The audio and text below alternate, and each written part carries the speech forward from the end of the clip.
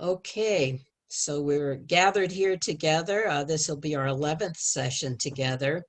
And usually we start off, still waiting for some people. I know people, they're just getting home from work I'm or whatever. responding. So it's always sliding into home base. I've been really busy too.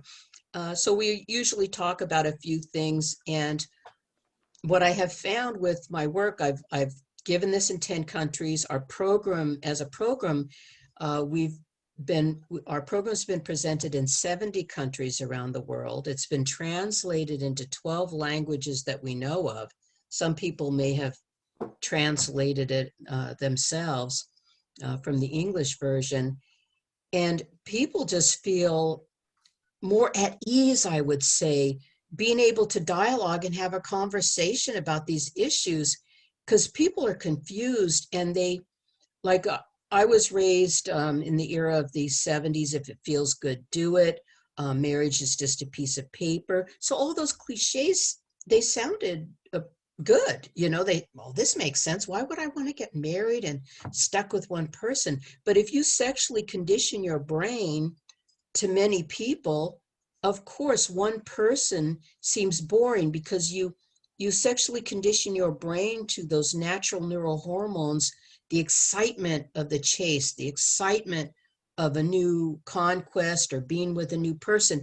And then when those drugs wear off and you're in a real relationship, you don't know what to do. It's kind of like a baby you took the swaddling off, they just don't have any boundaries. So that's why if we can encourage our young people, wait, ideally wait until marriage, but even with dating, don't go out until after high school and take your time. Don't think just because I'm so attracted to this person, I think about them day and night, that's a good relationship match. It takes a year to get to know somebody, to begin to get to know somebody. You talk to anybody uh, in psychology, they'll tell you the same. And this is why a lot of our relationships don't work. A lot of our marriages don't work. People jump and then they just say, oh, well, we've been living together for 2 years. We already have a child. We might as well get married. And that's not a good foundation. Used to be the shotgun weddings, right? So I ran into so many men as a young adult. They'd say, yeah, I had to get married. My wife got pregnant. I'm thinking, oh, she got pregnant all by herself. Isn't that amazing? But they would lament, and this was a way that men would attract other women is, yeah, I got trapped into this relationship. And no, you stepped up to the plate. And, I always feel if you're not ready to have a baby at this time in your life, should you do something with your physical body that could possibly bring a child into this world? It's just something to think about. If you're not ready, then should you do something like that? And it's not fair to the child. It's not fair to both people. I don't think it was fair to the men either, that they felt trapped in this. So it's just not healthy, and they continue to make those same unhealthy decisions. So we're going to go ahead and jump in here, and I want to welcome everybody. We worked on this slide, so I'm going to see if this is working. Let's see, can you see the slide on your end? It says I'm screen sharing. Okay. Yeah, men who marry as virgins. Okay. Great. What science says. Thank you. So those who wait until marriage won't know what to do. People always think they won't know what to do. But the reality is when two people really love each other, they'll know what to do. This feels good or it doesn't feel good. There's so many people with a lot of sexual partners before they get married or commit to somebody. They're not any better in bed because they keep doing to you what they did to other people, and you're a totally different person. That's why communication, same values, respecting each other, those are all a part of foreplay. It's all a part of making love. But now people don't even know what those words mean. So men who marry as virgins, 37% less likely to divorce. Well, why?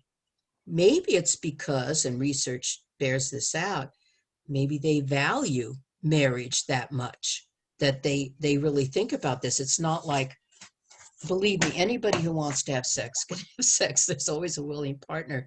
But how manly is it for men who decide, I want to wait until I get married? And we talk about secondary virginity too, because a lot of people, they didn't understand these things, or they got coerced or whatever. Secondary virgin, they had sex, and then for whatever reason they said, been there, done that, I'm going to stop and wait, ideally till marriage. When I was 25 years old, I think I shared this before, I just like, I was so empty and I was out there, and I said, okay, I'm going to stop doing illegal things. I'm not going to get drunk. I'm not going to have sex with anybody for a year. And I started having the first real relationships I ever had before, with both sexes, with males and with females. And I kept it up, and one thing led to another. And I waited until I got married, and I got married when I was like almost 30. And it's astounding, but it taught me how to be faithful within my marriage, because before that, even if I had gotten married, I would not have been faithful. So studies conducted in 4 countries said the earlier the young men initiated premarital sex, sex without being married, the more partners they had. It makes sense, right? If they're like 12 or 13, our boys have so much pressure. Believe me, I teach in the urban schools, and the young men there are relieved to know that they don't have to have sex. They say, you mean I don't have to have sex? And I go, no, sir, you don't have to have sex. They're shocked. And they sit up a little stronger and they said, see, I told you so. Things like this. It's just amazing. They're more likely they are to be unfaithful in marriage. Why? Because they sexually condition their brain. Your number one most influential sex organ in our body is what? Well, of course, people think it's their sex organs. No, your most impactful, influential sex organ, most important sex organ, is our brain. You know, how did you train your brain? Did you train your brain to respect people, to regulate your emotions, regulate your feelings, regulate your actions? That's all a part of growing up in the teenage years. So do you need sexual experience before marriage? What science says, women who marry as virgin, 24% less likely to divorce. This again is from the Journal of Marriage and Family.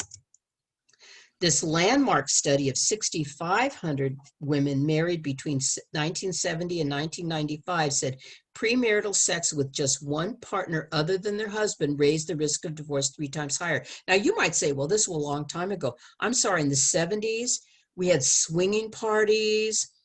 Many people were having sex. We had the AIDS epidemic. We had a lot of things. So this is very significant. And this is from Adolescent Sexuality and the Risk of Marital Dissolution, Marriage Breaking Up, in the Journal of Marriage and Family. So it's very, very sound research we're talking about here. And again, living together is not preparation for marriage. So we had discussed last time, what does 100% higher risk of divorce means? And Dr. Panzer explained it this way. 100% higher risk of divorce means, let's say, couples who did not live together before marriage, the divorce rate was 25%. Then the couples who did not live together before marriage, their divorce rate was 25%, let's say. So the couples who did live together, theirs would be 50% rate. Their divorce would be 50% if they lived together without being engaged first. So some other things it talked about from these research projects and journals, much higher rates of drug and alcohol abuse. Let me see what this one is. This is, yeah. So it says here, many young people think that living together with somebody is a good way to prepare for marriage, but studies show that those who live together prior to marriage have lower marital quality, a lot more fighting, it's just a lot of problem, and 100% higher risk of divorce is explained in this article. Cohabitating couples, that means people who live together who are not married or committed, also have higher rates of alcohol and drug use and 3 times higher rate of depression. It's not just that the couples with these problems are less likely to get married. Research says that the act of getting married leads couples to take care of each other more, leading to less problems. You actually feel responsible for your partner because their future is your future, and you've made a commitment with each other. So it's not that, oh, well, they were doing alcohol and drug abuse beforehand. So also married couples are less victimized by violence. When people talk about domestic violence, people automatically think it's married people, domestic violence. A lot of the domestic violence, if you talk to the programs that treat people for this, they say it's primarily dating couples. Women who live together with a boyfriend are 60 times more likely to be assaulted, that means hurt by him, than women who live with their husbands. Excuse me. Never married males and females are 4 times more likely to be victims of violence. This is from the United States Justice Department. Female victims of violent crimes. And also, couples living together are often disappointed. That means people, they're just living together, they're not married. Research shows that unmarried couples who live together report less romance than couples who are married. They may see their living together as just one big convenience, we're sharing the rent, everything else, rather than one filled with romantic actions and feelings. Women living with a partner may be confused about their partner's hesitation to get married, wondering, is it that they don't want to marry me, or is it just that they're not ready to marry anybody? They don't really know, and a lot of people are afraid to bring up the conversation. This person may stay in the relationship hoping that it becomes a marriage, when in truth is her partner is not ready for marriage. And this is obvious. Living together with somebody doesn't necessarily mean that they will choose to marry you rather than someone else. We have a presenter who's recording, we show in our Real Deal in Love, Relationships and Marriage DVD. She loved this person, he loved her. They moved in together because she was sure they were going to get married, and he always said how much he loved her. They ended up living together for 9 years. And she said, all your nieces and nephews have gotten married. If we're not married by the end of the year, I'm leaving you. And at the end of the year, her and her little doggie moved out, and it was devastating to her. She was such a good person, and, anybody else's prize, but he always said that he was not really the marrying kind, but she thought, oh, you just say that, So there can be a lot of confusion about the partner's hesitation about marriage. And some people do have an uneasiness about marital roles. Who's going to work? Is somebody going to stay home? What about the kids? What about this or that? We'll have a discussion. Write down a list of questions, go out to coffee in a public place, and just have a nice conversation. Ask each other these questions. People are afraid if I ask these questions, they won't want to be with me. Well, maybe that's a good thing, because you're discovering something about them. You can't talk about things. And if you can't talk about things, that's not a relationship. So married men who cohabitate, that means, again, they live with somebody, they tend to be less committed. This Scott Stanley, I've met him at quite a few seminars. He's a researcher at the University of Colorado, and he found another effect of living together to think about. He found that men who live together with a woman are more likely to marry a woman they would not have married ever if they had not lived together beforehand. While this may sound good to a woman looking for marriage and a husband, etc., Dr. Stanley warns that the woman is getting a less committed, less enthusiastic man. The only exception is if the couple are publicly engaged before living together, then it's different. But he advises that people decide, don't slide. Decide, don't slide. So it's very interesting. So how this works out. And again, we have decades of research to back this up. And I think anybody with eyes can see once people started having free sexual relationships, once the cohabitation started skyrocketing, which I saw it myself in the early 70s, divorces raised, it was just really a mess. People were not happier. So marriage literally is good for the heart. This is a study of 2 million men and women. That's called a huge body of research. And it says that, so those who were married were 42% less likely to die from coronary heart disease, and they were 55% less likely to die from a stroke. So this is from marital status and risk of cardiovascular disease and systematic meta-analysis. Also, married men and women live longer. For instance, in Canada, they found that married men have a life expectancy about 7 years longer than those of men who never married, while married women outlived women who never married by 3 years. Married couples are happier, believe it or not. I talked to many, and sometimes people's expectations are too high, but when I talk to married couples, they've been married for quite some time, they're content. There's a content feeling with them. So this came out of England, and they found that they estimated a lasting marriage seems to be worth $100,000 a year. That's because all else being equal, a married person is as happy as a divorced or not yet married person who makes $100,000 more than the married person. So a married person is as happy as them. So why go through all that, right? So there's an activity we call writing a letter to your future spouse, and that's in one of our activities. And it's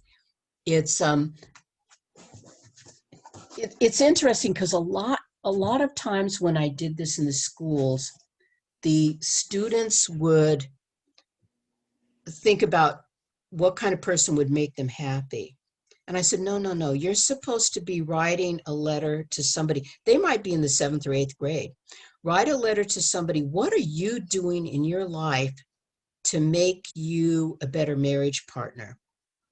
Are you doing volunteer work? Are you working on your character? Are you getting your education? All of these things. Are you trying not to date, as a 12 or 13-year-old? And making healthy choices. So it's very interesting when you put them on the right track. It is amazing what comes out of those young minds. And I have them, at least 3 of them, stand up, please read your letter. And a lot of, my kids in the hood, they're a little shy. And I says, can I read it? I just won't tell anybody who it is, which it's obvious who they are. And they always say, yes, please read my letter. And it's very interesting. So also more young couples are delaying marriage. This can be a good thing or a bad thing. In the year 2000, 35% of young adult couples, 25 to 34, maybe they've graduated from college, they had never married. In 2009, 46% had never married. And so people are asking, is it economics or fear of commitment? I really find, because economics, if I'm making $20,000 a year, it's not a lot. And then if the person I marry is making $20,000, then our household has $40,000. That's amazing. And of course, then you get raises, you work other jobs. Your income is combined. Your rent is still the same, but you're married, you made a commitment. It's easier to invest in your future. So I really find it's the fear of commitment. If you figure from a young age, you started dating, you gave yourself to somebody, and they said they loved you, you said you loved them, we're going to be together forever, and then they dump you or cheat on you, usually cheating. How does that make you feel about committing to another adult? It's kind of difficult. So there's a lot of statistics with this. Also, contrary to popular opinion, the divorce rate in America is not 50%. It's in the low 40s, which is still too high, but it's less than people think. Divorce decreased 18% between 2018 and 2016, but fewer couples are getting married too. So there's a big lapse there, and I really find more education, like the more education people have, it is correlated with lower divorce. Like say somebody drops out of high school, more likely to get divorced than somebody who graduated from college. Maybe because they've learned to regulate their feelings, to finish to the end, even if things are difficult.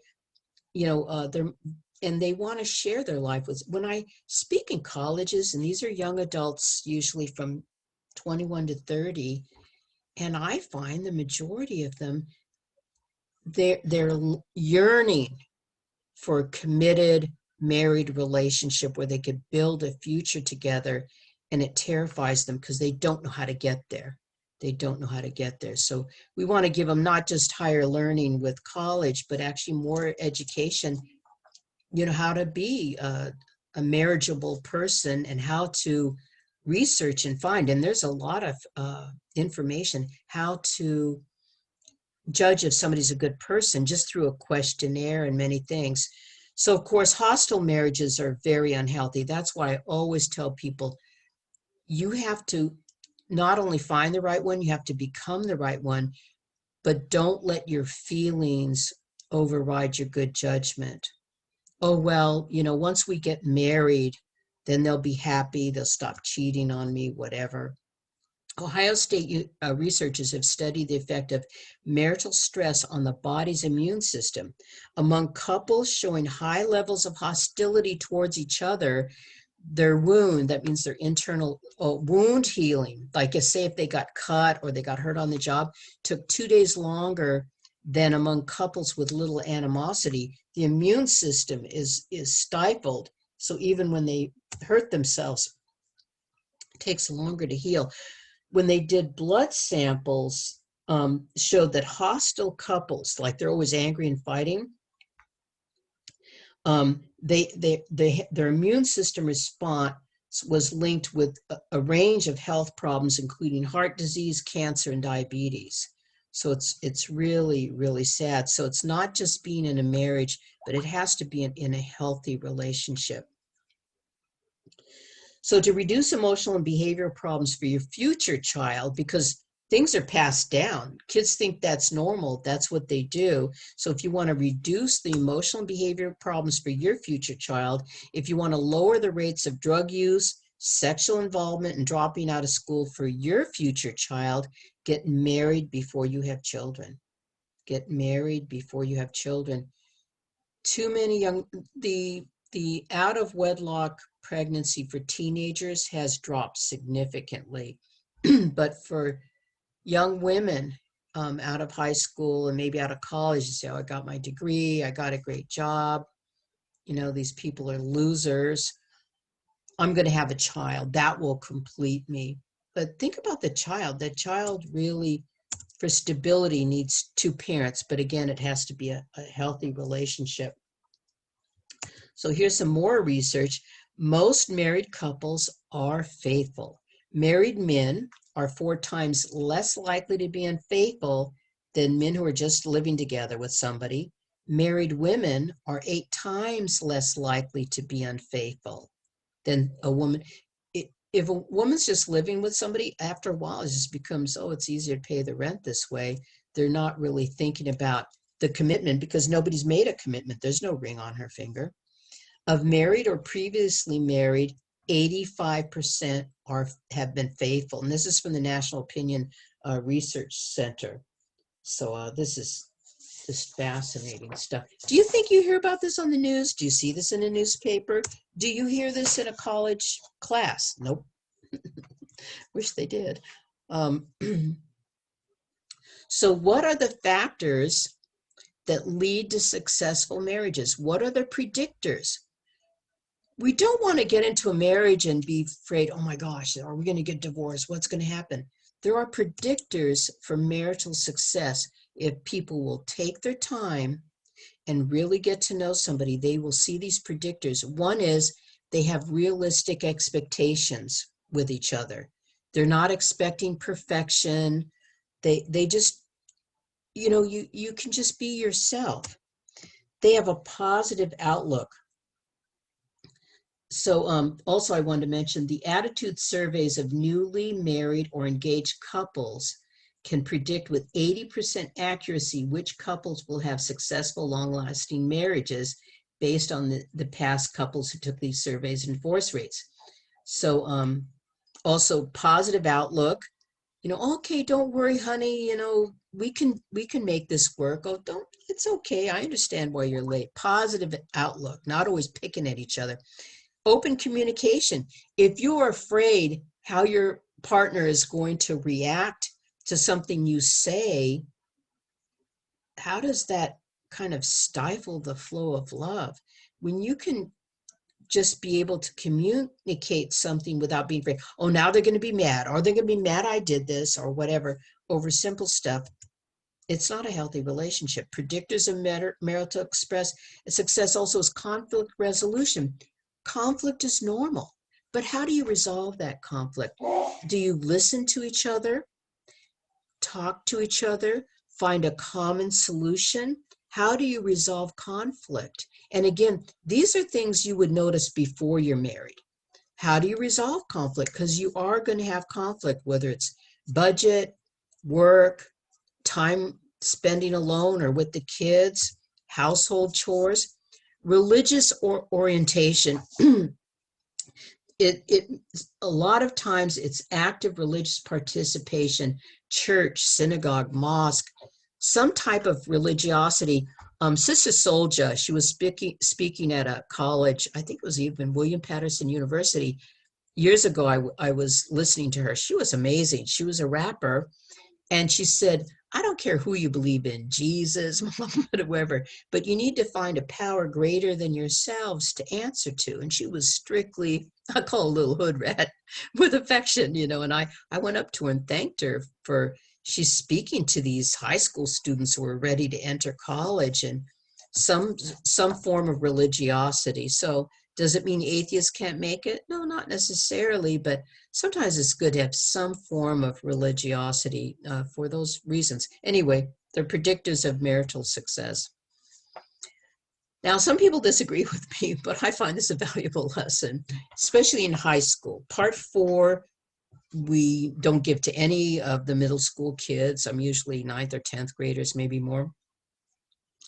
Progressions of intimacy. In 1970, Desmond Morris, he's a zoologist, okay? He decided to study the mating behaviors of human beings in different cultures.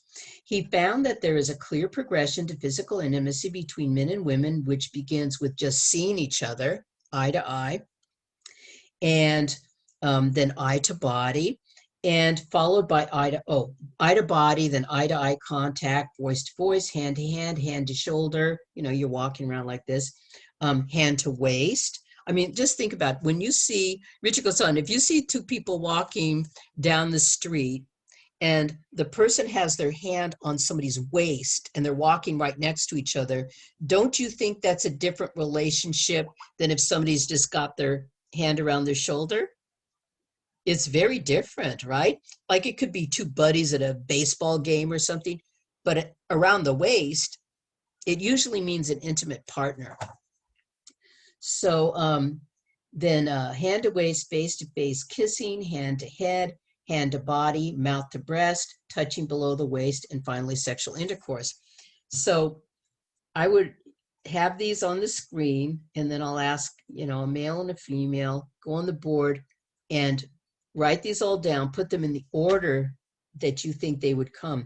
What really surprises me is touching below the waist always came before a lot of things, even before kissing. And I said, like, is this a mistake? They go, no. So back in the day, like, people would try to touch you here, and they couldn't touch you here. They never would touch you down there because they probably slap you. But now it's so different. even I've had high school students tell me, and this was even over 10 years ago, Miss Linda, doing oral sex on somebody, even on a first date, is less intimate than kissing on the lips. Kissing on the lips is more intimate than even doing oral sex on somebody on a first date. We've really lost our minds, because then somebody's just having an orgasm. They're not bonding. They don't respect you. They don't care about you. Like, I try to tell my younger girls, because some of them really are putting themselves at risk. I'm talking about 12 and 13-year-olds. I says, they may want to do you. They just don't want to marry you, because they think that's the way they're going to find a husband. It's kind of really sad. So this is the progression to intimacy that increases the bonding process. And it's usually over time. It's not a one-night stand or just a few weeks or a few months even, but, over maybe, a few years. And that's why we also need to help young people understand all of this is a progression to sex. So you might think, I'm just touching them here, touching them there, but everything is a progression to sexual intercourse. And they may not even realize, Miss Linda, I'm always only doing this. I'm waiting till marriage. I'm just doing this and that. But you may not be able to be in control of your own situations if you're putting yourself basically at risk, to violating that. So eye to body, you see somebody on the street, hey, how you doing? Eye to eye, you see, window to the soul. Voice to voice, how you doing? I'm okay. What's your name? Hand to hand, if you've known each other for a while, you hold hands. Then there's hand to shoulder. Now, holding hands and hand to shoulder, a lot of times this is like, this is somebody who belongs to me or my best friend. It could be too, but it's a close relationship. Hand to waist is more of an intimate relationship. Just think about two baseball buddies and their hands around each other's waist. You ain't going to see that, unless they're intimate partners. Face-to-face kissing, hand to head, because some people kiss on the cheek, whatever, but face-to-face kissing, that's usually open mouth kissing with the exchange of saliva, like I'll usually say. Hand to head, your head is very an intimate part of your body. I know a lot of people don't realize this, but I know when I am in schools, people will not let you touch their head, touch their hair. Hey, what you doing? It's very interesting. They'll do fist bumps and everything else, but not hand to head. Hand to body, you're touching their body. Mouth to upper body,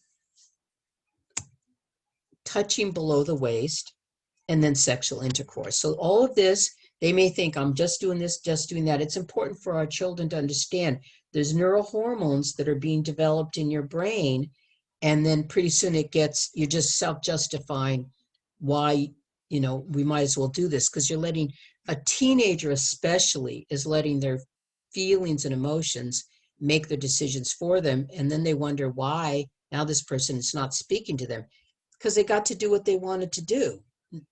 It's over now. So what justifies sex? Some people say it's all about fun. The hedonistic paradox from the Rolling Stones song, can't get no satisfaction. Listen to the words, try and I try and I try. I just can't get no satisfaction.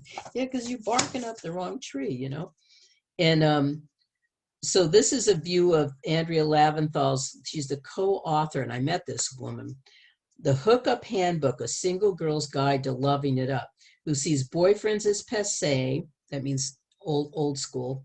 Dating is dated. They don't even call it dating now. Now they call it talking. They could be having sexual intercourse, but they call it talking. The idea of commitment is laughable. It's all about fun. It's not the death of romance. It's like relationship light. No one's going to say no to making out with a cute person on a Saturday night, but there's at least 3 problems with this approach. First, we can be attracted to people who are incredibly abusive, selfish, and immature. People who are manipulative, like they really use people, they know how to come on to people. They know how to reach a vulnerable person. I know a lot of guys have told me that their friends will say, look for a girl with daddy issues. It's easier for her to want to be with a male. And the second is the hedonistic paradox. Best way to destroy pleasure is to make it your goal. If your pleasure is just, if your goal is just pleasure, just orgasm, then people wonder why they're not satisfied, like the Rolling Stone song. The way of life is ultimately empty and demoralizing. There's no emotional union with recreational sex. It's totally self-centeredness.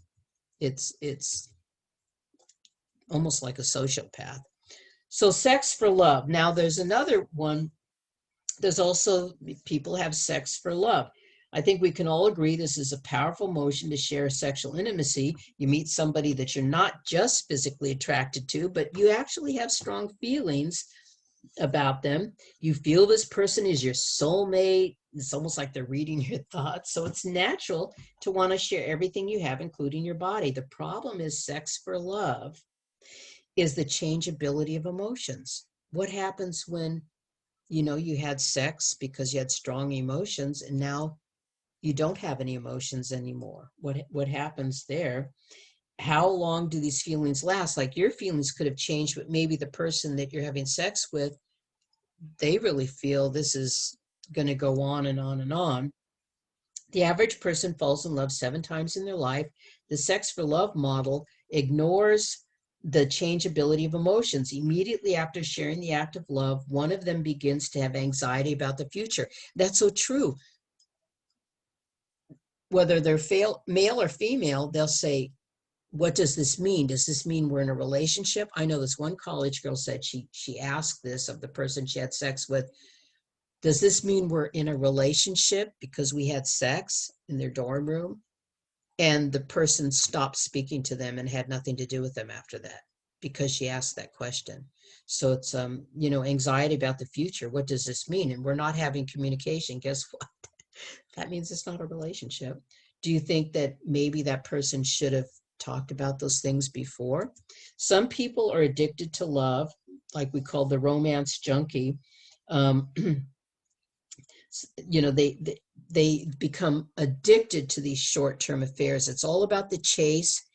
It's all about the newness of the relationship. It's so excited to see each other. And once those neurohormones disappear, so does the relationship. On to the next conquest. They're just addicted to that, phenylethylamine rush, and it's really sad. It's really sad. They're really in love with the feelings of being in love. It ignores the hard work of loving another human being, dealing with differences, issues of commitment, and things like this before they have a sexual relationship. So they never learn that love involves more than passionate feelings. Love involves action. I always say love is an action verb, right? Sacrifice, giving, even when you don't feel like it. After the newness of your lover wears away, what you're left with is the internal qualities of you and the other person. Isn't that what you're really loving anyway? Our culture has substituted momentary feelings of intimacy for the reality of lasting intimacy. All 3 of these different movies that we're discussing, Titanic and all this, they're showing passionate, short-lived relationships were very attracted to the lovers at the time.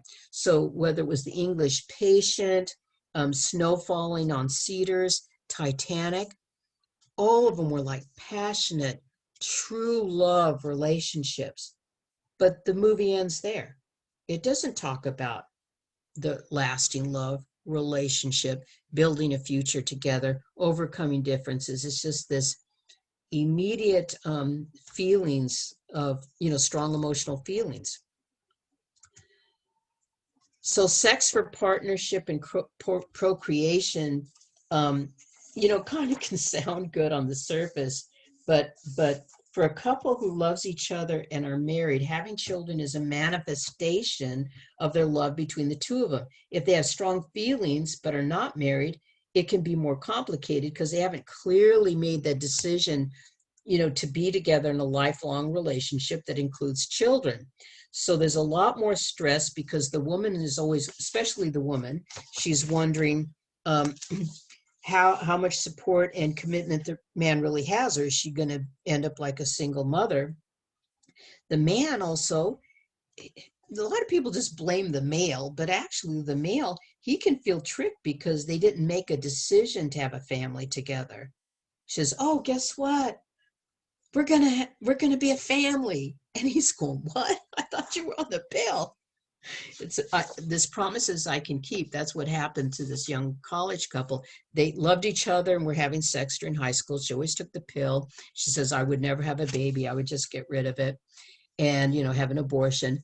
And then they went to two different colleges. So when they came back every weekend, it was hot and heavy, and they really did love each other. But then she forgot her pill or something. They weren't so careful, and she became pregnant. And then she just thought, once he knows I have a baby, he's going to marry me. We'll be fine. So she told him.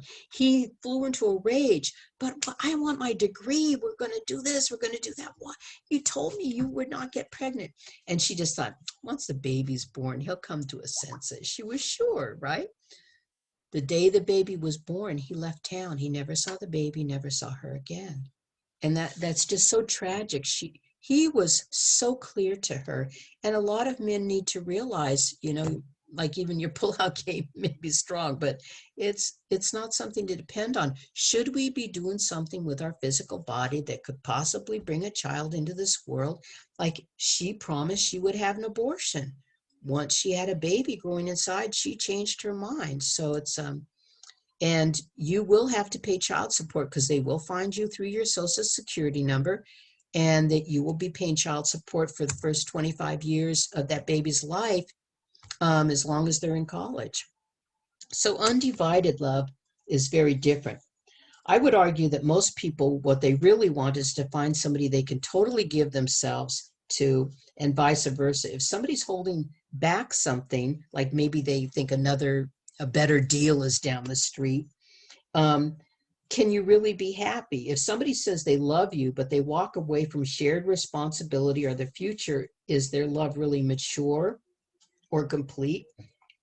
We all desire undivided commitment. Undivided commitment, your body, your heart, your future, that represents a shared future and life together. I really see, because I saw a lot of couples, they had strong emotional feelings, but they never really discussed their future together. It was all about being married, living together, being happy, but not about the everyday of, actually sharing a family together and things like this. So, of, so our culture celebrates independence, but we don't really don't we really desire mutual ownership? If you own something, aren't you more willing to invest time and effort to take care of it than if you were just renting it? Like you're just renting an apartment, or it's just a temporary relationship. It's like when you rent a car, you own a car, you're going to invest a lot more in it. Uncommitted relationships, no matter how enjoyable, are like renting something you may never own.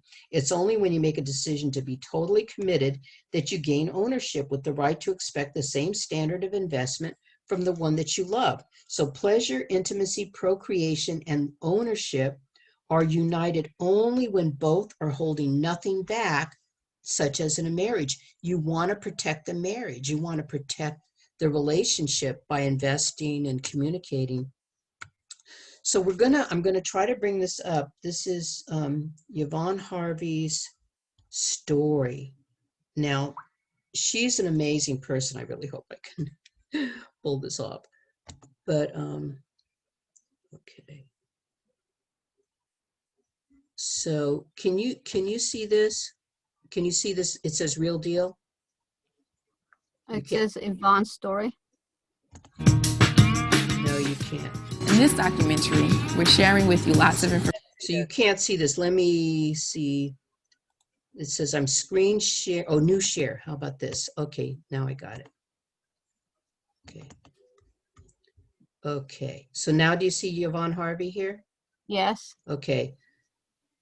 Just briefly, can you hear information regarding love, relationships, Yeah. and you can marriage? hear. Okay, good. I want to talk to you about. So Yvonne Harvey Williams, her name was Yvonne Harvey when we met her. She was single. Um, she's going to take us back to Patterson where she grew up. She was, kind of a wild little girl, very, very good, but, product of her environment. And she fell in love with a guy who was in the neighborhood, and he got her pregnant, and he was with a lot of other girls getting them pregnant. And then she decided to make a wild decision. She says, I'm going to stop having sex. I'm going to be focusing on my education, focus on my little son. And she went to college. She got all of her degrees. And then she said, and she'll tell her story, marriage is just not for me. I've got a baby and everything. And she met this young man. And her friends said, oh, we know a wonderful guy for you. He's in the Marines and still a virgin. So he got into a lot of fights. People are picking on him and such a manly guy. He is such a good father to their child. And they made, one or two children on their own. They got married. They waited until they're both married to each other. And she'll take us back into the hood where she grew up and was making bad decisions. Once she started making healthy choices, her total life changed. So this is about 5 minutes. My story. I made a lot of poor choices as a teenager. I had to face a lot of consequences. I'm also going to share with you the transition that I made in making better choices.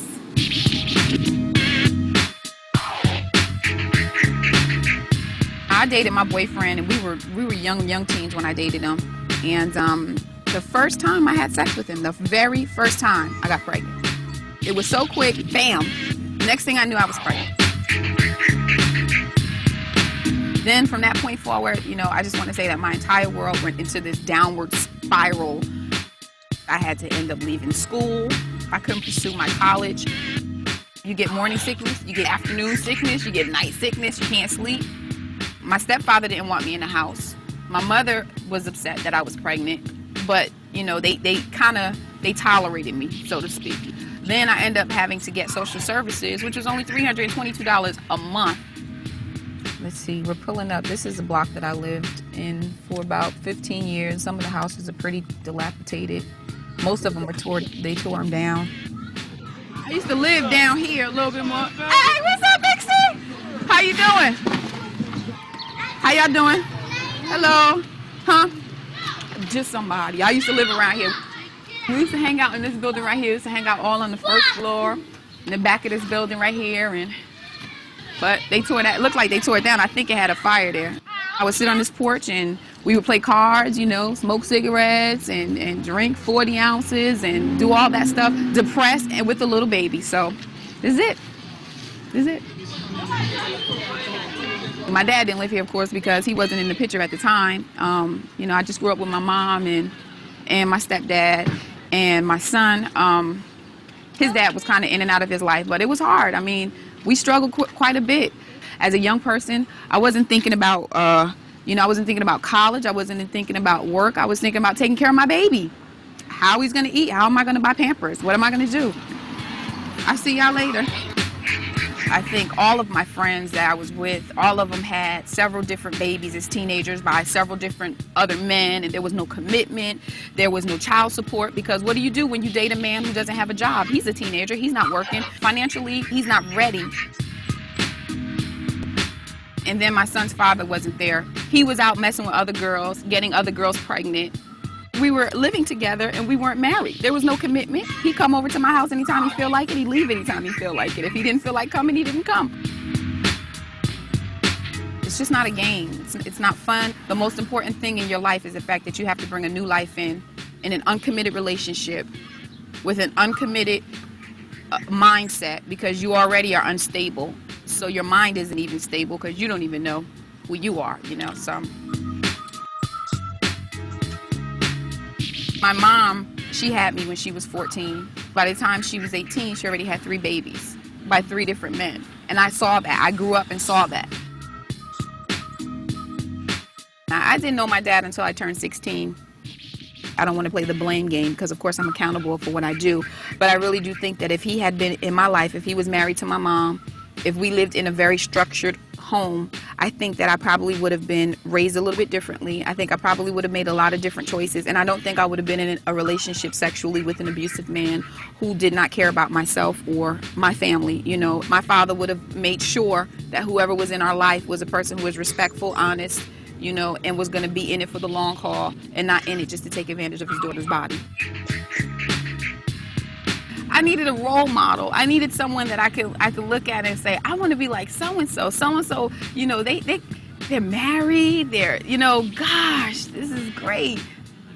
And all I saw was grandma, lady across the street and her husband, and they were elderly. I didn't see young people my age that were happily married, that were in committed marriages and relationship with one another. You know, I didn't see that. All I saw was the hustle and bustle of a single family household where the stepfather came in and he was in and out of the person's life, or I saw people dating each other in relationships, uncommitted relationships, having babies. You know, one month they're dating this person, they get pregnant by that person, they have the baby. A few months later they're dating a totally different guy, and then they're pregnant by that guy. And, you know, it was just an ongoing cycle of things that I saw.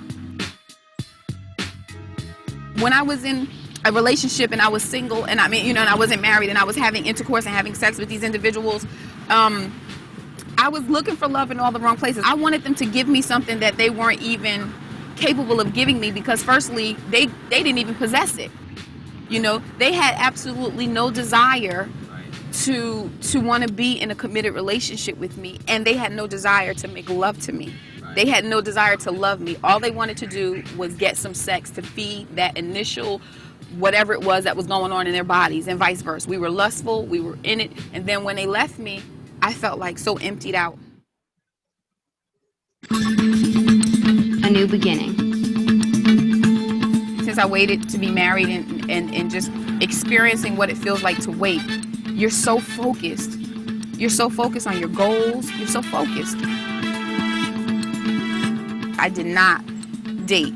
I wouldn't put myself into those positions where I was with a guy at midnight in a place and it was just us two alone and the lights were dim and, you know, and soft music was playing and, you know, and of course we're attracted to one another, because I felt like it was a major distraction for a person like myself who was trying to hurdle over so many emotional things that I was going through at the time. And plus I didn't want to become vulnerable, you know. I tell you, after being celibate, after that 1 year, you know, it's just like, man, I can really do this. Right. I can really, and I can feel good about it. I didn't have to walk into a room and in the back of my mind think that I was with someone last night, if whether or not he was going to call me, whether or not I was ever going to see him again, or I didn't have to wake up the next day and I didn't have to feel like, oh, well, maybe I should go out and go get tested, you know, because I don't know, this guy could have had something I wasn't thinking at the time. It was just sporadic sex and it was just a one night stand and, oh God, you know, oh my God. So now I didn't have to, you know, wake up with any regrets. It weeded out all of the bad guys, and it started causing all of the guys with integrity, all of the guys who were about substance, who had substance about themselves. Those were the ones who gravitated to me because they knew I had a standard. They knew I had boundaries. I waited and I got the real deal. She sure did. Yeah. He makes love to me. I don't have sex. I make love. You know what I'm saying? So there's a big difference. I wake up, I don't have any regrets. I know my husband's coming home after work. I know he's not out sleeping around with the neighbor. You know, we love and respect, because he's my best friend. Everything that I did not have in an uncommitted, in an unmarried sexual relationship is everything that I do have now. It's wonderful. It's safe, it's free love, it's free sex, it's free making whatever you want, it's free. You know, my husband tells me he loves me constantly because I think we need that, and you can't get that having a sexual relationship with the person who's not your husband's wife. You can't get it. Sex is not what holds the marriage together, but sex is just the plus. It's the icing on the cake. I find myself like, if I'm gone away from my husband for an extended amount of time, you know, I'm just like, I can't wait to get home to be with my husband, you know, for us to share intimate times together, just laying in the bed with one another and, you know, and cuddling and, you know, oh, honey, I miss you, doing corny stuff, you know, but it's really not corny, you know, and then that building up to us becoming intimate, you know, because it's just like, wow, you know, I never thought it could be this great. I never thought. And then him loving me back and him not getting up leaving, you know, and I'm like, come back, you know. He's there with me the whole night, you know. We wake up together, our breath stink in the morning, and I still love him. I still love him. So, yeah, the icing on the cake.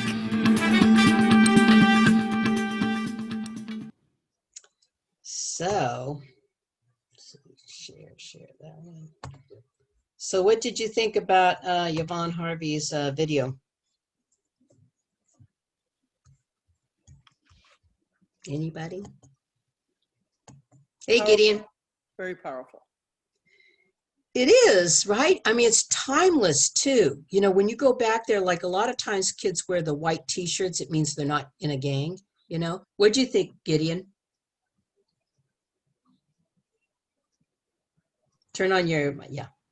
Yeah, there's a clear logic to it, which that's so good to see.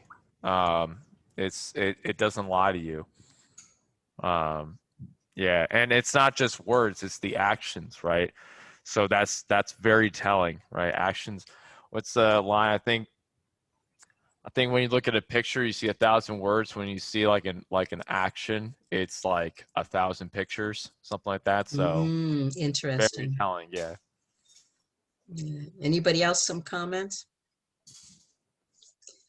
Yeah, it's very realistic, and plus she had no idea by abstaining that her life would be so great. You know, he would not have married her, you know, and he didn't care that she was a secondary virgin, that she had had sex before she had a child. A lot of men don't want to marry a ready-made family, but he knew that she had a great caliber of character. He could see her life in action, helping people, you know. And it's like I said, you know, we don't have to get drunk and drive a car into a tree, you know, to learn from mistakes. We can learn from the mistakes of other people. And she's just very honest, and she gives such powerful presentations. It just, the students go nuts. They just go nuts over her. And, you know, it's just very interesting. She lives in Georgia now, I think, but she helped us so much. And I met him when they first were going out, before they got, I think right after they got married, actually. It was really interesting. So we're just going to do a couple more slides here, but males have 10 times more testosterone and 55% more body weight. I'm trying to think. Oh, yeah. Oh, so I just want to mention, I sent you also the Real Deal Teacher's Manual, and it has questions, you know, after you show the video. Like one of the questions, why did Yvonne Harvey get sexually involved with a guy at age 17? And she was rebellious, felt lonely, wanted to feel loved. And what did she think she would get by having sex? Well, the answer is feeling independence, feeling of being loved and treasured by somebody. But is that what she really got? Did having sex bring what she expected? How did Yvonne's decision to abstain from sex change her life? How did it change the kind of men who were attracted to her? Men of substance were attracted to her. She had a standard. It was very clear. So all the riffraff would have nothing to do with her, because she was a self-assured person. So it's very interesting. And how does she describe her marital relationship with her husband? And if you were to ask her today, you would see no difference between that testimony that was about 15 years ago and how she feels now. It's amazing. It's amazing. And he really supports her in all of her work. She does conferences, she does corporations. It's just amazing. She's in such demand. So there's no question that socialization frames our gender roles, concepts, and behavior. However, there's a lot of effort to ignore the biological factors, saying males and females are the same.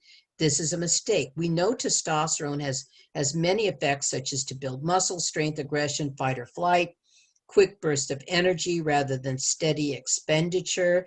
But does testosterone, which floods male fetuses at age 6 weeks in utero, affect the brain? Yes, in particular, leading to less connections between the left and the right hemisphere of the brain.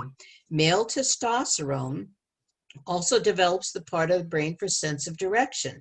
So guys like to do things in general that are active and like adventure or risk-taking, Was your dad or your mom that told you to climb higher, or on the jungle gyms when you were young? Who throws the baby up in the air and who is freaking out? Yeah, dads are usually the fun ones. So it doesn't mean some people don't cross a line. Like I played with trucks. I always wanted to make bows and arrows when I was a little girl, so, and now I'm very feminine, more so because I also respect men are different. They are stronger. Like I know in New York City, women say, well, we want to be firemen too. I thought that was great, but they had to dumb down the exam. Like, how do you carry one of those heavy fire hoses? Maybe you could drive the truck. I don't mean to sound sexist, but reality is reality when you're talking about saving people's lives. Can you carry a 200-pound person over your shoulder and go down 10 flights of stairs? Can you do that? It's pretty challenging. So and then could a man carry a baby for 9 months? Nope. Could a man handle labor? Nope. They approved that one, So it's very interesting. Viva la difference, I say, so. There's some more hair here. You share. Hey, Linda, I was saying it would be great to see a picture of her family today. Yeah, I wonder, I know she must have a website. So I'm trying to do new share. Okay, maybe this is it. I don't know why. Is this showing a screen? Because it's not for me. Screen sharing. New share. Okay, screen share. I guess that's how it's going to do. So I guess it's Okay, so brain differences. Female brains are 15% more active. So female brain, the more white matter, and males more gray matter. So it's saying like we have more interconnections, the females, and also the bridge between the two hemispheres, left and right, is 15% larger than in males. Like we can multitask, we can do and think things, whereas men the male brain tends to be more focused. And don't talk to me about that. Let's just go this way. So it makes them very effective. So females have a lot of white matter related to information integration, such as with language. Males have more gray matter related to information processing, such as mathematics. And again, I have 2 daughters that are wizards with math. Not me, but they are. Females tend to have a more holistic way of viewing things because our thoughts, emotions, memory, ability to talk are all happening at once. So we can really process things. We tend to see more of the whole sides of the story. Unfortunately, I find that females tend to gossip a lot. But anyway, females on average have greater verbal ability. We know that young girls speak earlier and by the age of 20 months have doubled or tripled the number of words in the vocabulary than do boys, with great verbal ability and more connections in our thought and emotions and ability to talk. When we are upset, what do? We talk about our feelings, but we often can get off track because it all relates. Like sometimes the wife will say all these things going on and the husband says, can you just focus on one thing right now? And then she says, oh, just be quiet. When I'm done, you'll understand. But no, he's thinking about baseball scores or something like this.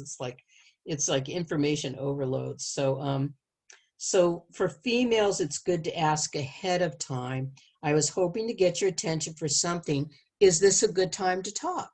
So that they can be ready, because maybe it's really not a good time. So it's always good to focus on one issue at a time. Can you see the screen with the slides? Yes. Okay, good. I don't know why.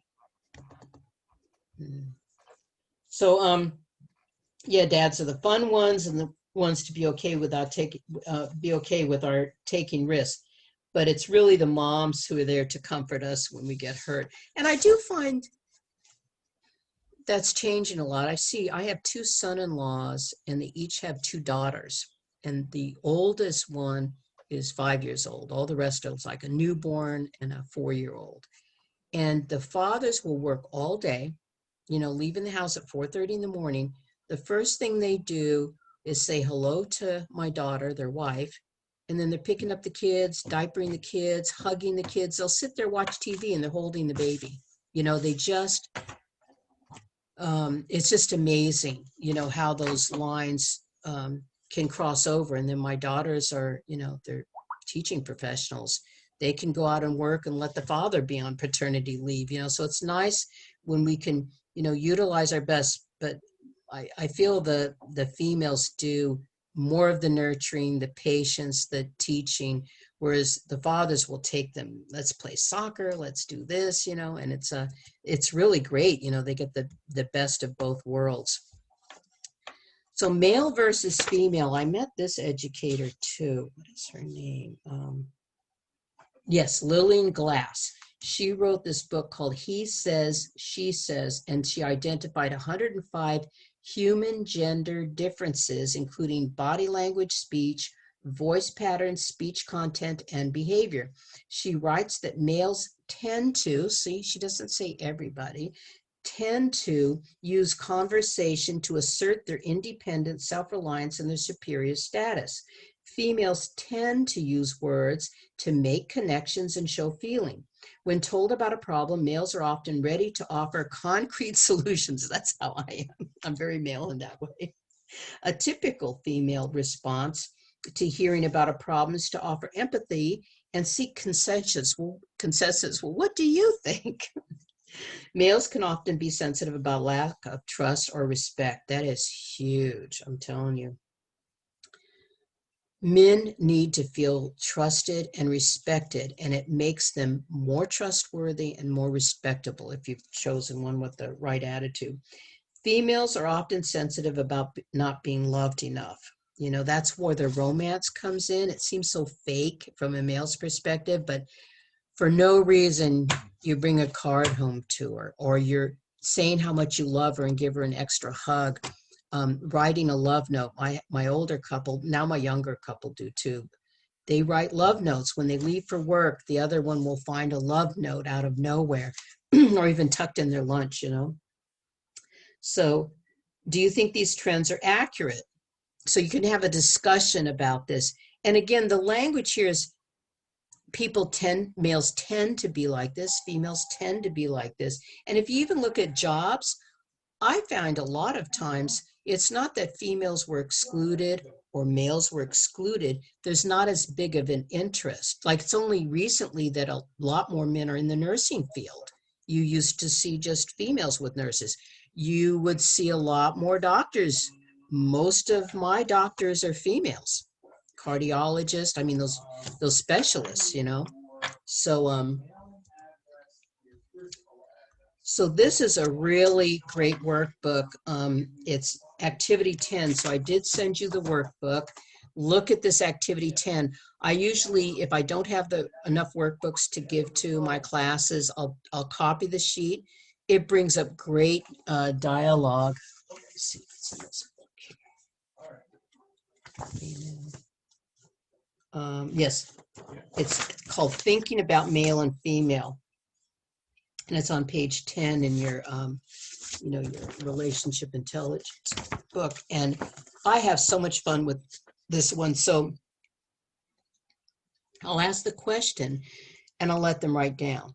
So male and female differences can be enjoyed, but there also can lead to miscommunication and even resentment if not treated in a good way. What are some areas you've noticed where guys and girls misunderstand and hurt each other? So they get to write down their answers. And sometimes I'll have them share right afterwards, or sometimes I'll give them a little time to write and I'll go down to the next one. But one thing that comes up commonly is males tend to speak very directly. Okay. And then females tend to be very considerate of people's feelings. How are they going to feel about this? If I get too direct, I'm not going to get the response I want. Whereas the male might be thinking, I wish you would just get to the point. You know, just get to the point.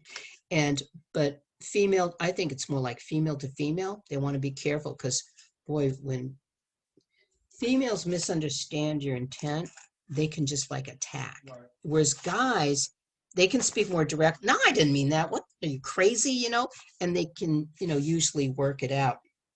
So learning to appreciate positive qualities of others is an important skill to develop. It's not natural. We need to cut each other some slack, right? Write down 5 non-physical qualities of the opposite sex you admire with examples from your own family or other. Yeah, some people are gay. This has nothing to do with your gender identity, your sexual orientation, or anything. We have males and females on this planet. And how do you appreciate and enjoy the qualities of another person? It's very interesting because there are, these differences. So even within your own family members, those differences. And what are some things you wish the opposite sex understood about your own gender? So it's just a lot of things, like I find males usually say, I wish um, they understood that it isn't just about sex with me. I really do want to, I don't have alternative um, motivation and stuff like this. Hang on just a second.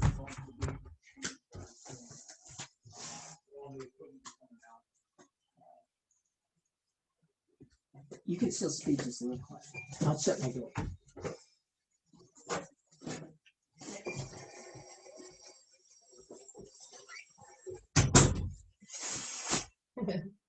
Sorry, we have a lot of things going on. So love does not demand, but it can request. It's a big problem when people are demanding that you meet their needs, etc. Nobody likes to be forced to do anything. In fact, love is always freely given. Love cannot be demanded. We request things from each other, but we must never demand anything. It's almost like a child, they're toddler, they're screaming and yelling. Right away, you try to train them. Use your words. What is it you want? Requests give direction to love, but demands stop the flow of love. And it can be a big problem. So like this person saying, it would make me happy if you would da da da da for me. So that can be a demand. But if you just say, honey, if you would just do this for me, like just give me a shoulder rub and that's all you want to do, or if you did the dishes once in a while, it would really make me happy. You're saying, if you would do this, it's not like, why don't you make me happy, Gideon? Why aren't you doing the dishes? It's very different. But if you would do this, it'd really make me happy and it would help me so much. And Gideon say, sure, I could do that.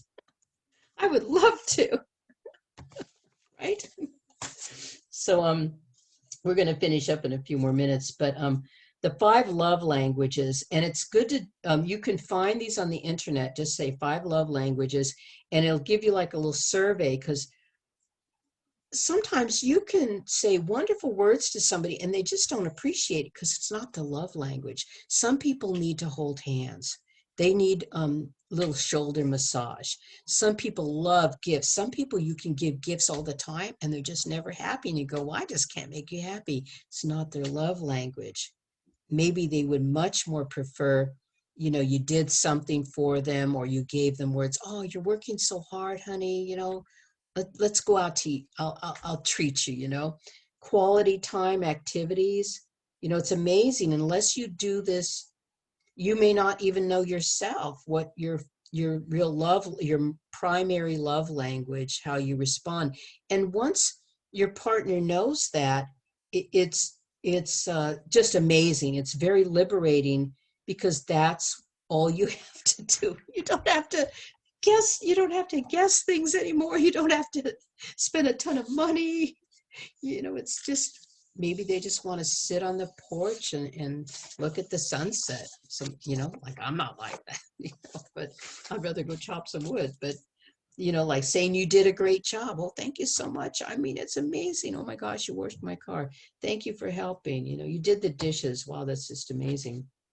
So men and women have different needs. This is a big one. And again, there's variations, but the fundamental need of a woman is to be loved, to feel loved. The fundamental need of men is to feel respected. Gideon, would you agree with that you feel women want to feel loved and appreciated? I would add appreciated there. And the fundamental need of men is to feel respected. Absolutely. Yes, I knew you would. I'm going to have a talk with your wife. Um, especially like when we become a mother, the needs on us from our children is outrageous, but we need the person that we married needs our attention too. You can never say, well, honey, I'm just too tired. Yeah, once in a while, that's legitimate, but not all the time. We have to make love. And in the long run, you feel better. You feel better because you've nurtured your relationship. Women are more concerned about sharing their emotions. See, and I'm not like that per se. I really care about other people's feelings and emotions, but I don't feel like I got to share my feelings and emotions. Men are more focused on status and responsibility. You know, they're like, are they being respected? Their status, am I getting, you know, promotions and things like this, and responsibility? And I think it all still leads to feelings of being respected. Now the crazy cycle. Now this is a new slide for me. Driven by her lack of feeling loved and his lack of feeling respected. So what does this go? Unfortunately, oh, this is from Emerson Egerich. He said, unfortunately, a wife's usual approach is to complain and criticize in order to motivate her husband to become more loving. Oh, that's so true. This usually proves about as successful as trying to sell brass knuckles to Mother Teresa. Now, for for those of you who don't come from America, brass knuckles, Mother Teresa is this very peaceful, oriented nun. You wouldn't give her brass knuckles. That's something you give a fighter because you're not going to use it.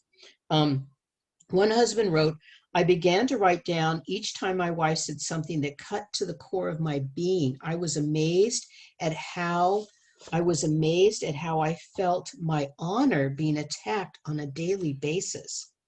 I don't want to judge my wife, but respect is certainly the issue. The male withdraw and be quiet response is very real. This is so real. Women will wonder, why don't you talk? You just watch TV. They feel by criticizing him more, it's going to make him say, oh my gosh, I'm so sorry that I was. No, it makes him withdraw. And it's like, why? You can't argue with stupid. It's just, one thing I love about this program, it doesn't dump anything on one gender. It really evenly divides things up. So the crazy cycle. Okay, good. Now the reward cycle. The same researcher said he urges couples to break out of the crazy cycle, enter the rewarded cycle, where his love motivates her respect and her respect motivates his love. One participant in his seminar wrote about the challenges of doing this. You can experience disappointment, but it is your choice to disrespect or be unloving. The question for men is, can you love your wife even when she's not acting lovable and you feel disrespected? And for women, it is, can you respect your husband even when he is unloving or not acting respectable? So it all boils down to really getting to know somebody before you get married, definitely before you have sex. And, wait till adulthood for all of these things, because you're a different person now than you were 20 years ago. If you're my age, you're a different person in college than you were in high school, hopefully. So this respect and feeling loved and appreciated are really real. And women can shut down too. And then it comes out in other ugly ways. And you wonder, why is she upset? I just got home from work. It's that pent up stuff. So this is actually the end of part 4. We made it. Give yourselves a great big hand. Do you have any questions or anything you want me? I know it's a little over time now, but those of you who need to leave, of course you can leave, but usually we spend a little time for some Q&A. Does anybody have any questions or something I have a didn't? question. Yes.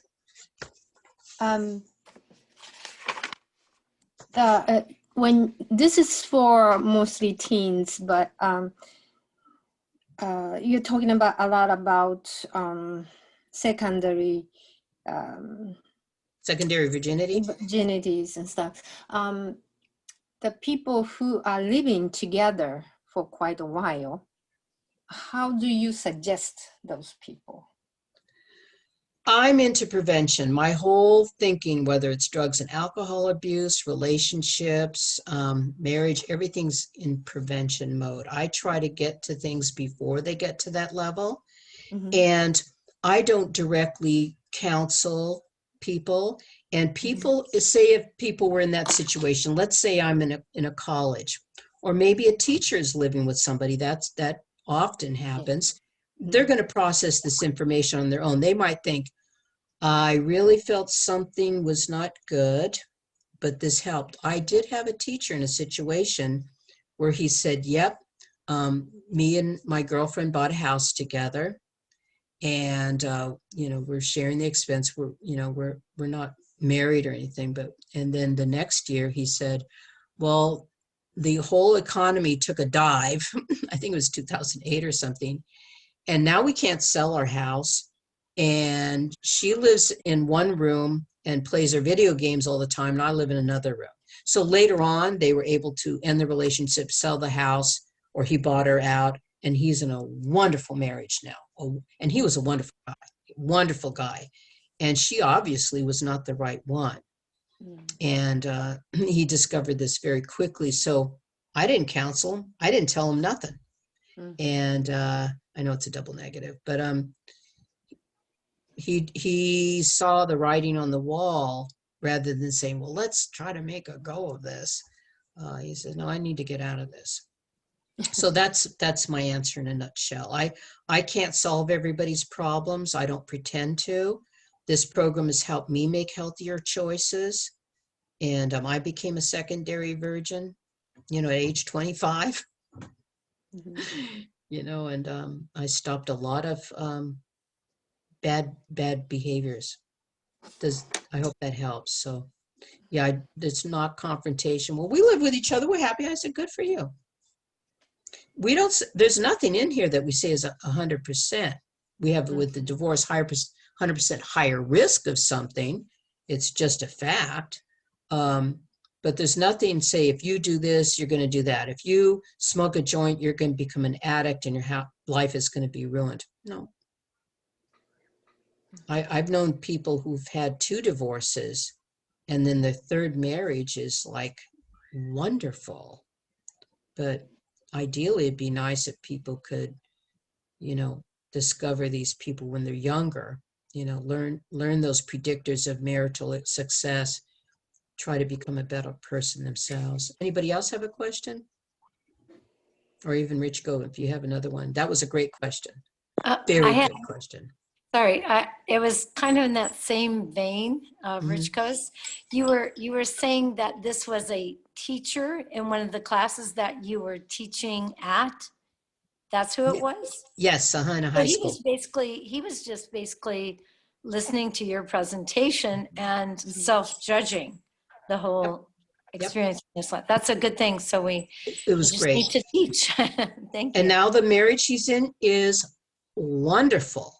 Even he went through some unfortunate things, with family members passing away and different things like that. But he is so happy. He has a partner in life, that's going to work with him. And and he's a great guy, but it doesn't matter if you're a great person, and then sometimes we choose the wrong person for the wrong reasons. But yeah, I was very happy to hear he got out of that, because believe me, for like 2 years, I didn't go back to that school, and I was so happy that he had a good outcome. Yeah. Well, that gives us all hope. Thank you. Yeah, I have so many, I could tell you tons. I'm trying to always be aware of time, because we say an hour, and then people want to stay after for some give and take like this. Again, people sometimes are hesitant to ask a question. You'll find even in your classes, that's why you give them praise, because I've never been asked a stupid question. Every question is amazing because it's always dealing with life. And again, I don't counsel. If I always find out ahead of time my venue, if it's a religious area, if somebody has personal problems, who should I send them to? If it's a school, it's always the crisis intervention teacher or the guidance counselor, always. Not even the teacher would I send them to. because they're not qualified. And it's not that I want to hide anything, but no offense to teachers, but sometimes they talk with each other and then the person's personal business is brought out. So yeah, so it's always, how can we help and not make things worse? But yeah, I find violence in the school can go down because you don't have the dating and the competition and then the gossiping and, oh, you don't have a date. You don't, what's wrong? Are you a loser or something?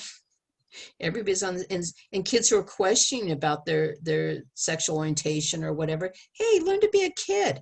You'll never have this time again. That's why when nobody's really dating and they're, it just puts everything on an equal playing field. People can relax and learn to be a good friend. Who are you as a person? That's what's really important. That's what all of this boils down to. So yeah, help solve a lot of those things. So, and again, like you're saying, people can have self-discovery. They can hear something and it'll mean something very different to them than it does somebody else. It's very personal. They self-reflect. Anybody else? How you doing, Emerald? Are you still there? Did he come home from work? Yeah, I don't know if he came home. Hey, Linda Flores, how you doing? Hey, Emerald, how you doing? I see Yeah, you. sorry, I was trying to press the unmute button, but I know. he did come back, but he's really tired, so check it out. Yeah, well, you can watch the recording.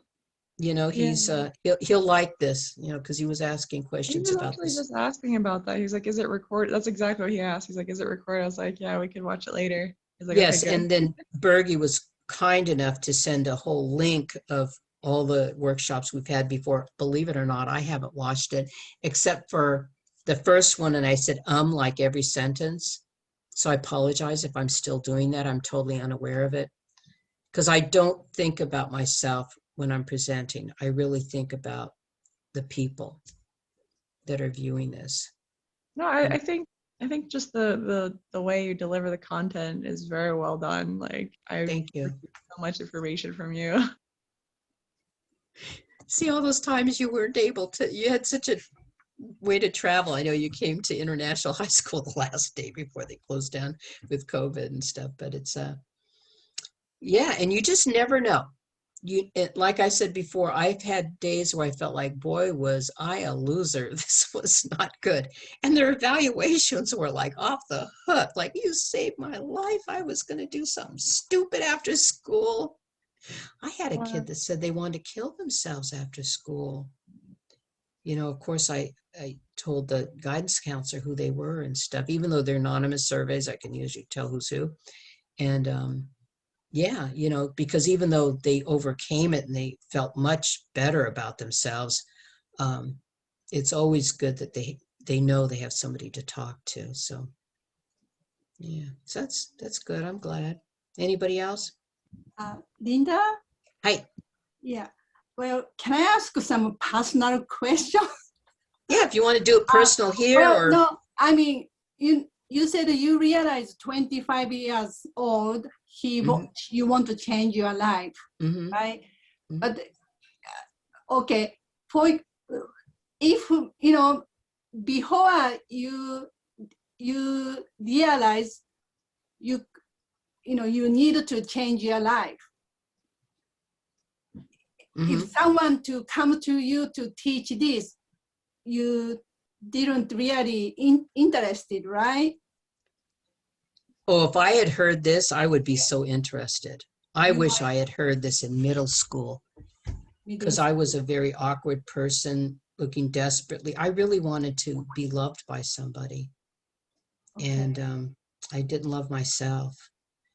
But, and I believed all the things people said about me, that I was ugly and stupid and and I wasn't actually. So yeah, this would have saved me from looking for love in all the wrong places. I wouldn't have done drugs. I wouldn't have done any of those things. I wouldn't have lied and snuck around to be with a boy, a guy that was older than me. I was 16, he was 19. I had no business being with this person. He had no business being with me, but it just shows what a loser he was and really left his mark on me. So yeah, I really wish I had heard this at a very young age. Again, part 4, we usually teach high school to college and even parents. But yeah, I would have loved this. You know, even the STD component is valuable because 10,000 teenagers a day are getting STDs. They all know about condoms. But I'm always worried about the emotional and behavioral factors, the psychological factors of these broken relationships, that people tend to not believe in love, not believe in marriage. They believe the lie. And yeah, healthy relationships, healthy marriages. And that begins when we're very young. People say, when do you start teaching your kids these things? I said, oh, around the age of 3. They go, what? Because I used to get asked this in Russia because they didn't know what Americans do, right? I says, yeah, I teach my daughters not to lie, to be a good person, you know, to be nice, not to mess around with the boys. You know, I don't have to be specific. And that's why parents, they say parents should be the, you know, sex educators of their children. Parents don't know what to say. It's more than just penis and where the penis is and the vagina goes and all of this. That's not the important part. What kids really want to hear is about relationships. That's what they really want to hear about. Kids are idealistic, so it's so interesting. But yeah, I really wish, I tell you, my middle school kids, they just eat this up. It's not like, oh, what's she talking about? It's very interesting because they're being force fed. They're being forced to look at and do things that they don't feel comfortable with. It's really abuse, you know. So it's just like that little 12-year-old girl in North Bergen. She said, oh, Miss Linda, if we're not having sex by the age of 12, people think it's because we're undesirable. Why should a kid worry about being desirable or not? You know, they say when you stop looking for love, you know, you just do good things in life, love will come looking for you. I believe that's true. Be a good person. Be good to people. Don't just follow our feelings and emotions. So I think all of us have had these experiences because we're adults. And this is a way we also can heal ourselves, things that we've gone through, we've made bad decisions, whatever, is by helping people make healthier choices. We can be a vehicle, we can be a conduit, a pathway to help people make healthy choices where they can be happy. Everybody without exception. We just want to be happy, but the happiness should not be, you have to make me happy. I have to make me happy. And one of the best ways to be happy is make other people happy. Greet people, say hi to people, do volunteer work. It's becoming a lost art, happiness. Does that kind of answer your question? You want to re-ask it? Yeah, well, what you said, you said, anyway, you are looking for love, right? Yes. And yes. I have a family, niece has a life, very difficult life. But I'm kind of sad. If I say something, I'm kind of a bad person, you know, if I say something different introduction. I have to really pray and how I can introduce something. I want, yeah. If I could give a suggestion, a lot of times we want to be direct and we want to tell people what you're doing is wrong. This is what you need to do. It doesn't work with somebody who's determined to self-destruct. Sometimes the best thing is showing an interest in their life, asking them questions. What'd you do today? How were things going? And when they tell you something, ask more questions about it. Listen to them and, you know, ask a question about what they said. And don't judge them. Don't say, You can say, how did you feel about that? What did you do next? Just asking them. You get into their life. I see.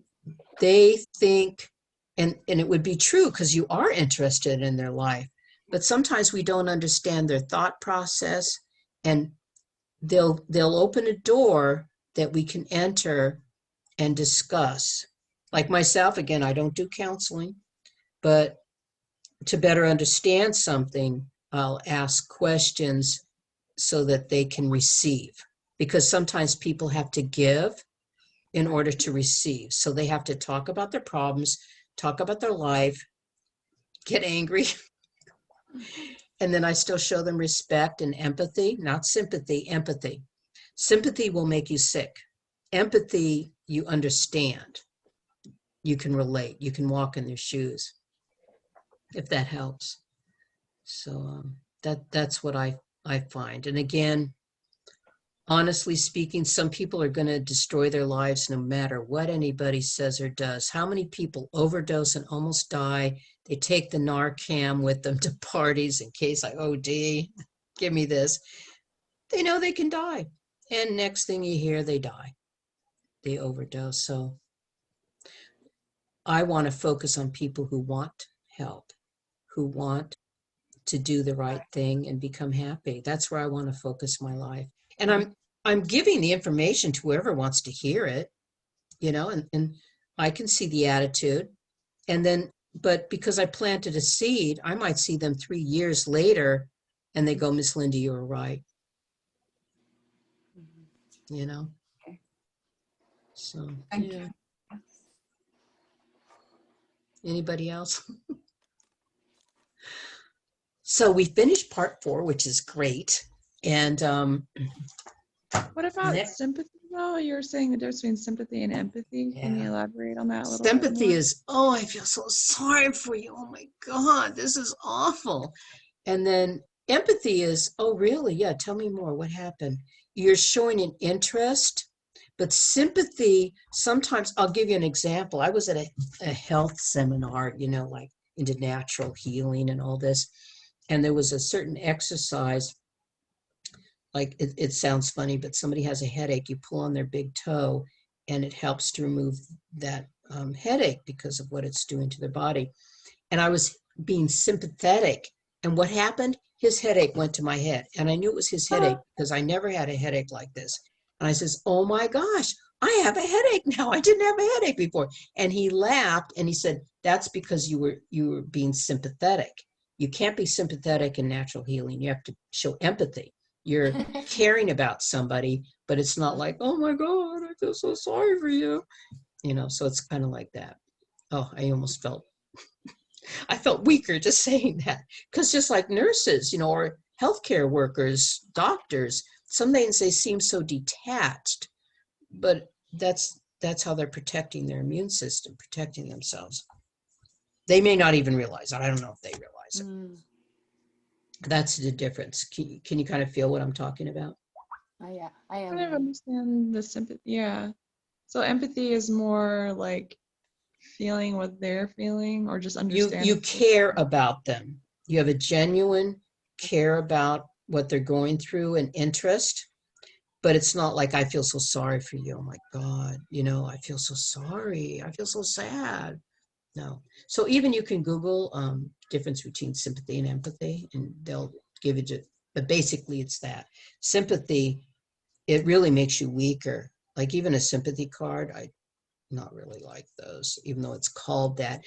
When somebody's lost a loved one, when you show sympathy, it can be very healing. It's not sad to them. It feels like love because they're so sad. So when you're showing, oh, really, condolences.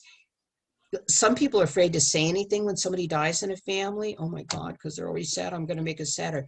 When you show sympathy in that case, and I would call it sympathy, you have my sympathy, you have my condolences, really sorry for your loss. It's comforting. It feels like love when people are grieving. That's the only exception I find. But try not to overdo it in yourself. That's a good point. Yeah. It's true. Thank you. Yeah, you're welcome.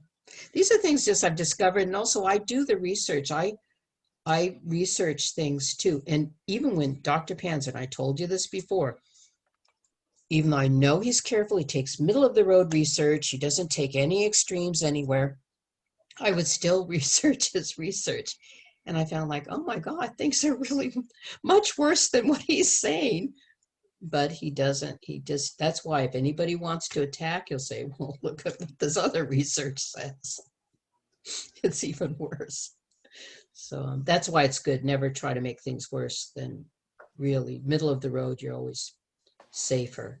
But I don't, again, I'm doing this to teaching professionals, people with all these credentials, psychologists, and, college, university professors. I've never had one say, oh no, Miss Linda, where do you get this information? No, not one. Mm-mm. And they always ask me to come back.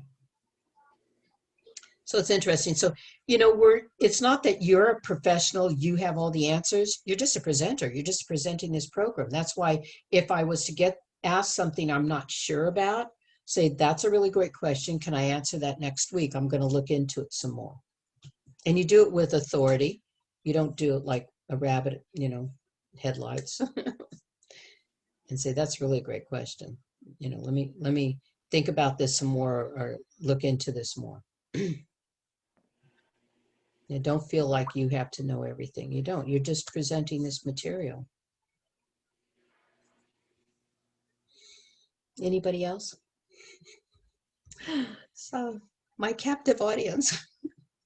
Anyway, I'm amazed. So many people really hanging in on this this teaching seminar. I'm really impressed. And it's everything can be multiplied. So hopefully today, look at your email. You got the curriculum from the Student's Journal. There's like 105 pages of activities there. There's the teacher's manual, how to teach this. And then the real deal on love, relationships, and marriage, which I love because we interview relationship experts in the field, total experts in the field, so well known. And we interview them and talk about things, difference between a healthy relationship and an unhealthy relationship. So what are the qualities? Many things. So it's interesting. So I'm going to let y'all go, and y'all have my email address. And if I'm a little behind in the mailings that I was going to send out. Still waiting for some books, but I'll definitely send those out when I get them. So if there's anything, you can always shoot me another email. I think Bichiko-san, you wanted some labels and things like that. So definitely we work on that. Okay. Thank you. Yeah, Thank thank you you so very much. much. You have Good a night. wonderful Good rest of the night. week. Take care. Thank you, Berkey. Thank you, everyone. Thank you, Bergie.